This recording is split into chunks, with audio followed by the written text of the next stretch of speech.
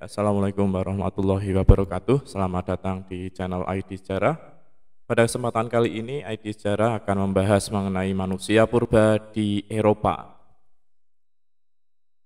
Kalian bisa lihat, ini adalah peta dari penyebaran manusia purba yang ada di dunia. Ada satu teori, yaitu teori Out of Africa, yang mempercayai bahwa manusia purba yang ada di dunia itu asalnya dari wilayah Afrika, yang kemudian menyebar ke berbagai wilayah dunia.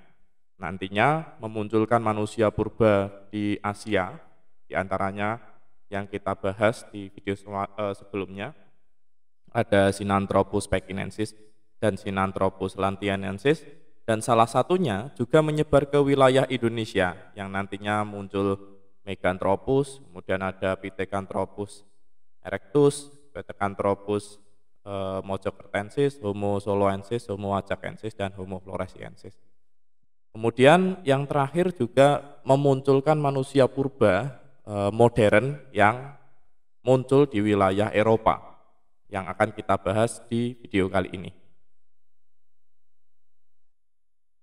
Manusia purba di Eropa terdiri dari 3 jenis, yaitu yang pertama ada Homo heidelbergensis, yang kedua ada Homo neanderthalensis, dan yang ketiga ada Homo cro-magnon.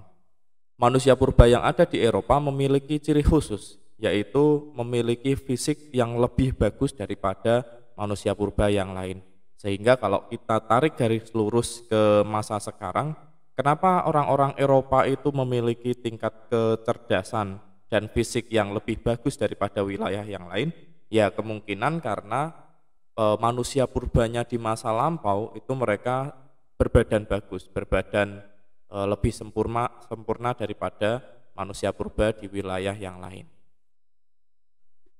Oke, kita bahas yang pertama dari manusia purba yang tertua terlebih dahulu, yaitu Homo heidelbergensis. Homo heidelbergensis ini merupakan penemuan oleh Dr. Schoetensack yang ditemukan di wilayah Jerman, yaitu di kota Heidelberg. Maka dari itu namanya Heidelbergensis.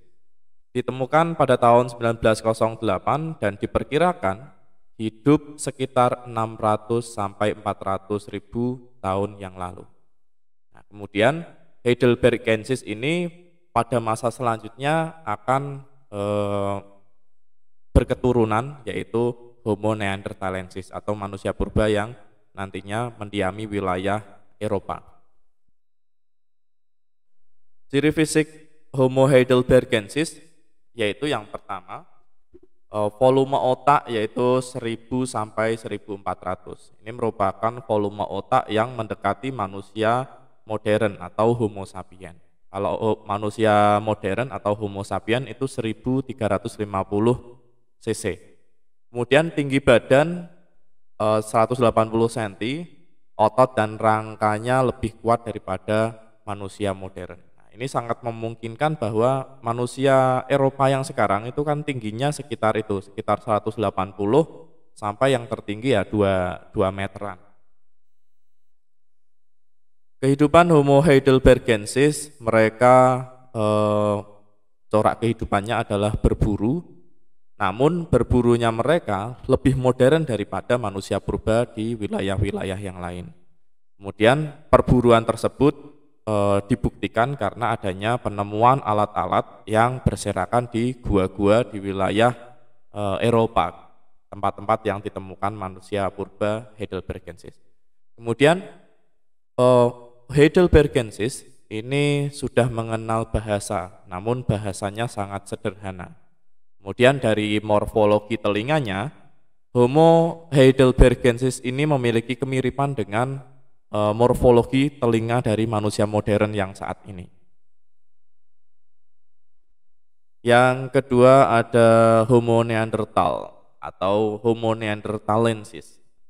Homo neanderthalensis ditemukan oleh seorang ahli sejarah, yaitu Rudolf Virchow dan Fulford di wilayah Neander, Düsseldorf, Jerman. Homo neanderthalensis ini diperkirakan masih satu subspesies dengan Homo sapien yang ada di wilayah Asia. Kemudian Homo neanderthalensis ini merupakan peralihan atau turunan dari Homo erectus yang kemudian berubah menjadi Homo sapiens.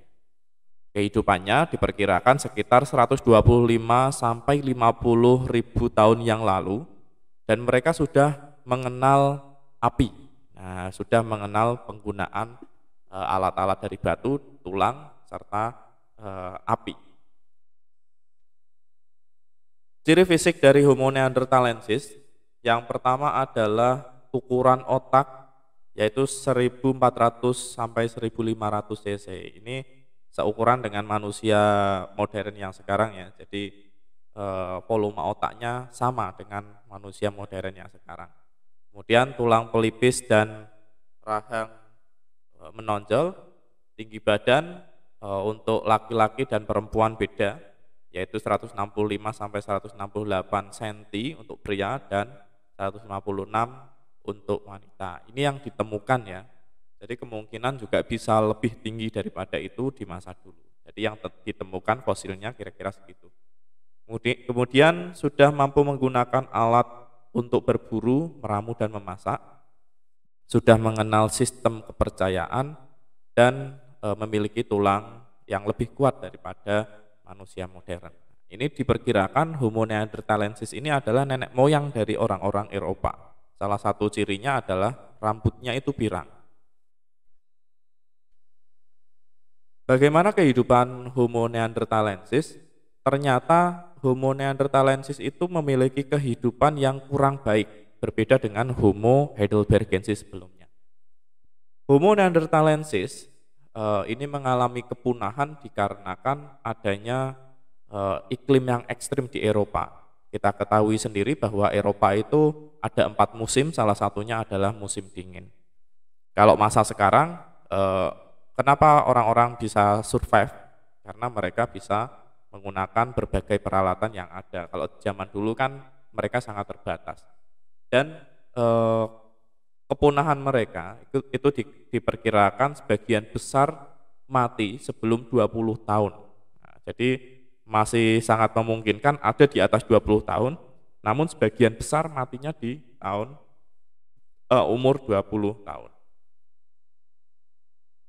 Yang terakhir ada Homo cro-magnon. Homo cro-magnon ini merupakan manusia purba yang terakhir yang paling modern atau yang mendekati masa sekarang, yaitu 30.000 tahun yang lalu. Ditemukan di wilayah Aziz de Tayac, Prancis Selatan pada tahun 1868. Tingkat kecerdasan dari Homo cro-magnon ini di atas Homo heidelbergensis dan neanderthalensis yang tadi kita bahas. Ketika diteliti, ditemukan fakta bahwa Homo cro-magnon ini tidak memiliki kaitan genetik dengan Homo heidelbergensis dan Homo neanderthalensis, melainkan diperkirakan ini merupakan manusia purba yang asalnya dari wilayah Afrika. Ciri fisik dari Homo cro-magnon diantaranya yang pertama ada volume otak 1400 cc, dahi vertikal, muka datar, dagu tampak nyata, dan tinggi badan sekitar atau rata-rata 165 cm.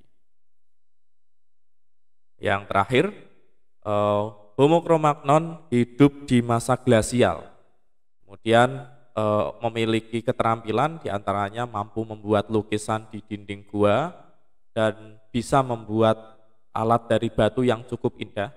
Yang terakhir, Homo cro-magnon ini karena memiliki tingkat kecerdasan di atas rata-rata dari manusia purba sebelumnya, maka para ahli memperkirakan Homo cro-magnon memiliki pola hidup yang lebih mapan dan lebih nyaman daripada manusia purba sebelumnya, yaitu heidelbergensis dan neanderthalensis.